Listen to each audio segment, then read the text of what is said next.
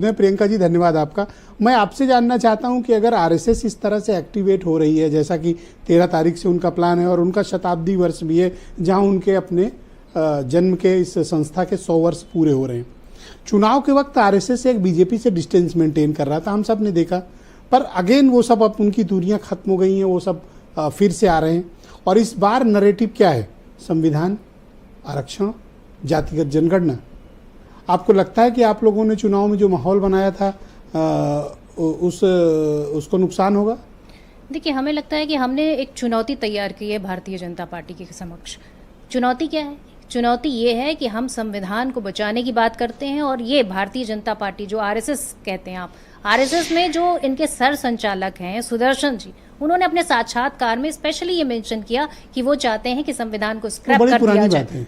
अरे तो मूल भावना तो वही है इनकी, हम अपनी मूल भावना से चेंज नहीं हो सकते, तो ये क्या चेंज हो जाएंगे? आप बताइए, इनका क्या टेक है अगर जातिगत जनगणना की बात करें? कराना चाहते हैं, उनको कोई मतलब बुराई नहीं है। नहीं तो कौन नहीं कराना चाहता? फिर ये बता दें, भारतीय जनता पार्टी के प्रवक्ता बैठे वो बता दें कि वो नहीं कराना चाहते। कौन नहीं कराना? अरे यहाँ तो मेन जनगणना रुकी हुई है मैडम, जातिगत तो छोड़ दो। सेंसस नहीं हुई, सेंसस रुका हुआ है पिछले 2 सालों से। आपको स्थिति क्लियर करनी पड़ेगी। आप बताइए कि संविधान में अभी 24 कंप्लीट हो रहा है। नहीं, आपको ये क्लियर करना पड़ेगा कि आप 69,000 शिक्षक भर्ती पर चुप क्यों बैठे हुए हैं। 69,000 शिक्षक भर्ती आज फिर, जब से हाई कोर्ट ने निर्णय लिया, आज फिर सुप्रीम कोर्ट में चैलेंज हो गया। वो बच्चे आज भी बरसात में भीग रहे हैं, वो उन बच्चों को उनका हक नहीं दिया गया। तो भारतीय जनता पार्टी उस पर अपना स्टैंड क्लियर करे, आरएसएस उस पर अपना स्टैंड क्लियर करे।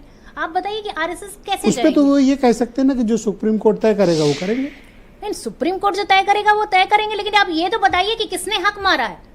उस अधिकारी का नाम बताइए जिसने इस घोटाले को अंजाम दिया है, उसकी जाति बताइए। आप तो जाति बड़े शौक से बताते हैं ना संसद में खड़े होकर कि ये फला जाति के हैं, ये फलाना जाति के हैं। आप बताइए कौन अधिकारी जो इस घोटाले में शामिल है, सामने लाइए। इस देश के कौन है जो आरक्षण का विरोधी है?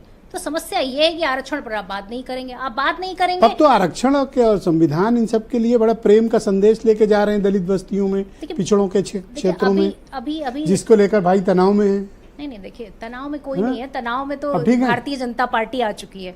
इसीलिए देखिए, हरियाणा में जो है पूरी तरह से उन्होंने सरकारें खत्म कर ली अपनी। ये हालत खुद ही भंग कर ली। ये डर, हालत देखिए, डर है।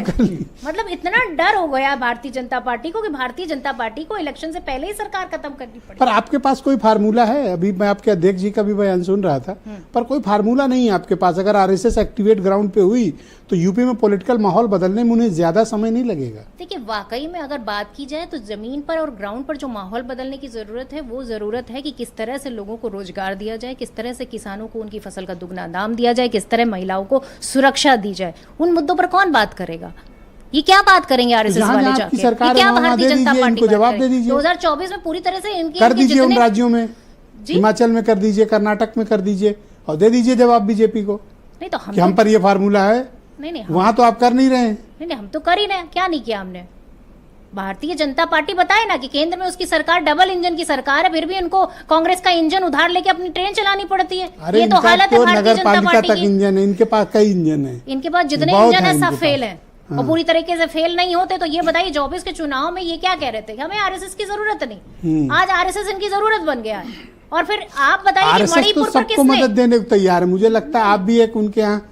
अरे नहीं भैया, उनकी विचारधारा और हमारी विचारधारा, एक संगठन महामंत्री वो आपके यहाँ भी भेज देंगे। नहीं, उनकी विचारधारा उनको मुबारक हो। हम तो चिमटे से छूना भी पसंद, वो रिसोर्स मोबिलाइज कर देंगे। नहीं, हम चिमटे से भी छूना पसंद ना करें आरएसएस को। क्या? हाँ, हमारी विचारधारा ये है कि हम सबको साथ लेने की विचारधारा के साथ चलते। थोड़ा ज्यादा हो गया। नहीं, हमारी विचारधारा चिमटे से भी नहीं, चिमटे से भी छूना पसंद ना करें। अरे चिमटे से भी। ठीक है, डॉक्टर शैलेंद्र शर्मा जी आ